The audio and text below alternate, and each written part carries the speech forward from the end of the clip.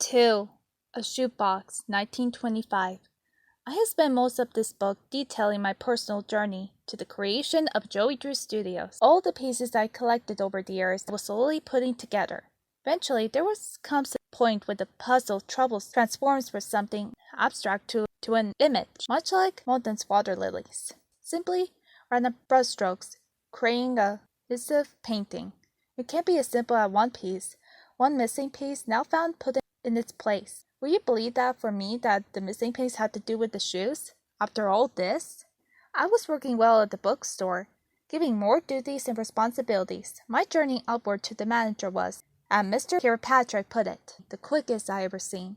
I wasn't surprised by this. I knew if I put up of just being me, I would end up running the whole place. But it will never be mine, never truly mine. And anyway, I have larger plans than just some small bookstore on 35th Street. Joey, you got the package. Kirkpatrick called out into the store as I deepened the stocks. He was a loud man and didn't understand why not everyone need to know everyone else's business. If it's not embarrassing, why does it matter?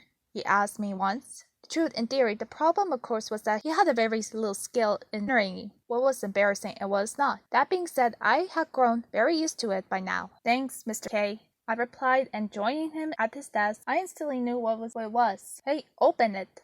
I want to see what you got there. See what I mean about no privacy? Just shoes, Mr. K, I replied, and peeled out the brown paper from its safe. Just shoes indeed. Father always made sure I have comfortable heavy shoes to wear. Send me a new pair once a year, even though I have grown out of them. Metaphorically, of course. I bought the pair from the shop the year before, and on the last visit to my folks, more than without thinking, my father had asked about them, and I lied, explaining I never got the pair he sent, that my apartment had some recent depths. So now, as I tossed the paper behind the desk, I suppose this was his way of making sure I got them. Sent them to my work address instead. I stared at the box in front of me.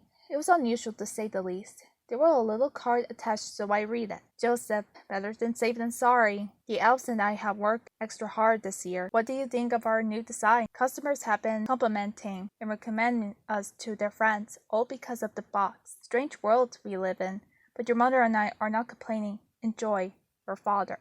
The box was definitely something. Instead of the plain brown one with Drew's shoes written on it, there was a drawing on it now. It wasn't particularly good. It was one of those two elves holding one shoe between them. It was, I thought, possibly cute. And I recognized my father's work from his shoe design sketches. If what he was saying was true, and he had no reason to lie, somehow this illustration was helping to sell the same old pair of shoes he'd been selling for years. The box, which had really nothing to do with the shoes, except for to help keep them clean for delivery, was not more than the product itself. That was good, I suppose, and interesting too. You're not going to open it? Asked Mr. Kirkpatrick with his usual bluster. Everything was a big deal and a panic for him, even good news. I opened the box for him and there were the shoes, and Mr. Kirkpatrick said, "Shoes!" And I said yes. Then he abruptly turned and walked away to shelve some books. Mr. Kirkpatrick's enthusiasm was generally short-lived. There was something about the whole experience was not. I looked at the lid in my hands, at the poorly drawn elves. I thought about the words my father had written. It was all spinning around inside me. Of course, you, dear reader, know where I'm going with this.